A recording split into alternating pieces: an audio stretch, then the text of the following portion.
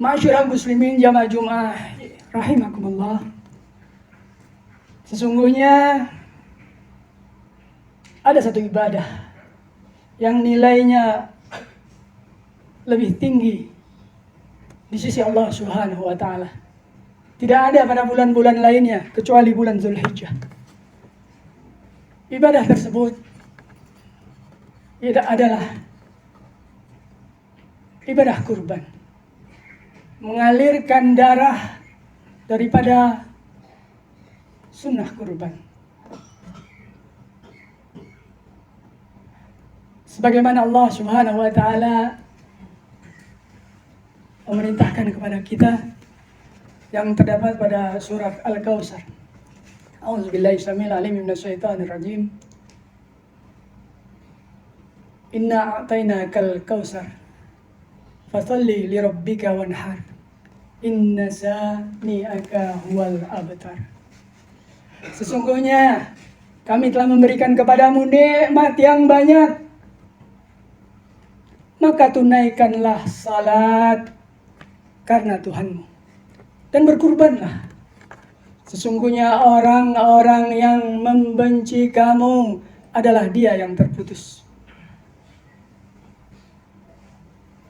Dalam hadisnya Rasulullah Shallallahu Alaihi Wasallam mengatakan, yang diriwayatkan oleh Imam Ahmad, Ibnu Hibban, Imam Al-Hakim rahimahullah dari Abu Hurairah radhiyallahu an, bahwa Rasulullah Shallallahu Alaihi Wasallam mengatakan, barang siapa yang mempunyai kelapangan atau keluasan rizki pada bulan ini, dia tidak berkurban, maka jangan dekati tempat sholat kami.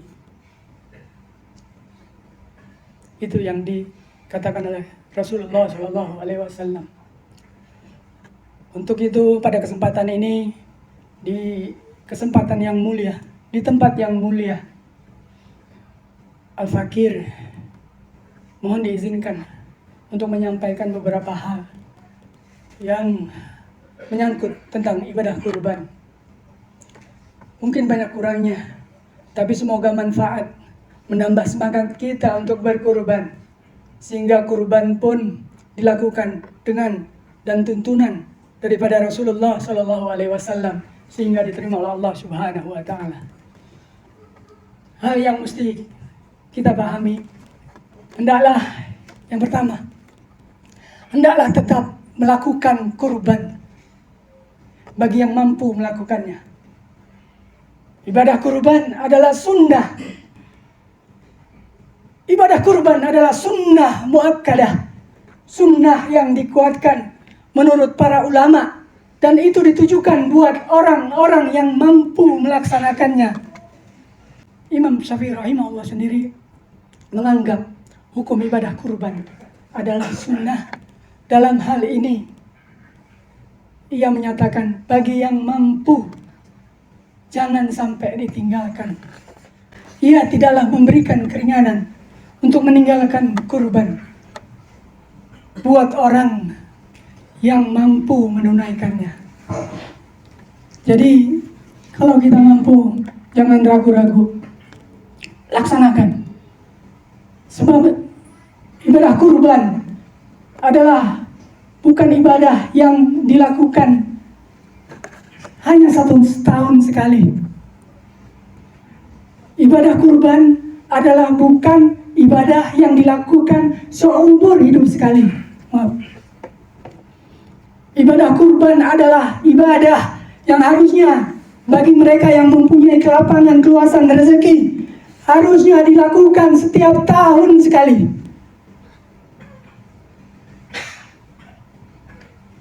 Ibadah kurban adalah salah satu bentuk daripada sedekah. Ibadah kurban lebih utama daripada sedekah yang senilai.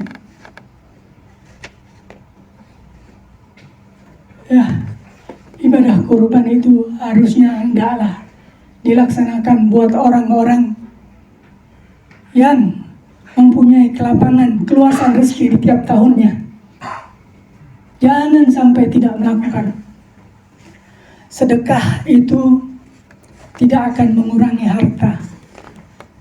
Sedekah itu akan membawa keberkahan daripada kehidupan kita, apalagi sedekah harta. Sedekah harta itu akan memberikan keberkahan buat kehidupan kita. Sedekah yang kita keluarkan tidak akan mengurangi sedekah harta kita.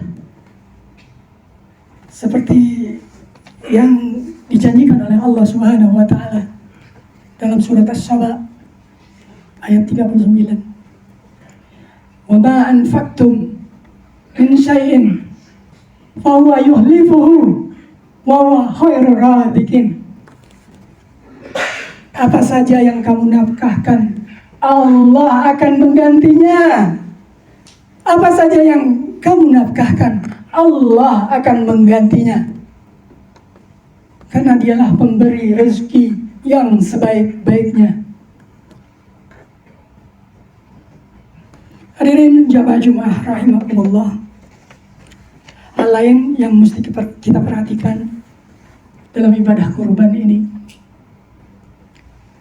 harus kita lakukan ibadah kurban ini secara ikhlas untuk menggapai ketakwaan, meningkatkan ketakwaan kita kepada Allah Subhanahu wa taala. Ibadah kurban yang kita lakukan haruslah ikhlas, hanya untuk mencari ridha Allah Subhanahu wa taala. Ibadah kurban yang kita lakukan janganlah untuk mengejar strata sosial. Ibadah kurban yang kita lakukan janganlah hanya untuk mencari daripada pujian manusia. Ibadah kurban yang kita lakukan jangan menjadikan kita sum'ah. Ibadah yang disebut-sebut. Atau ibadah kurban yang kita lakukan janganlah kita membuat kita menjadi riya, sombong, pamer. Tapi ibadah kurban yang kita lakukan adalah harus ikhlas, hanya untuk menggapai ridha Allah Subhanahu wa taala. Lalu hal yang mesti kita perhatikan selanjutnya adalah al-ilmu imamul amal. Jadi kalau kita berkorban, insya Allah kita berkorban semuanya. Kita berkorban harus sesuai dengan tuntunan, harus sesuai dengan apa yang diajarkan oleh Rasulullah SAW. Jangan sampai kita melaksanakannya tidak sesuai dengan tuntunan apa yang dicontohkan oleh Rasulullah SAW. Kita ambil contoh dari seorang yang menyembelih hewan kurban sebelum sholat Id. Dia menyembelih hewannya sebelum sholat Id. Dia hanya akan mendapatkan sarapan pagi, sementara hewan kurbannya adalah bukan hewan kurban, tapi adalah hewan biasa, kurban biasa, bukan hewan kurban yang dimaksud. Kata Rasulullah, satu lahmin. Kambingnya hanya kambing biasa, bukan kambing hewan kurban.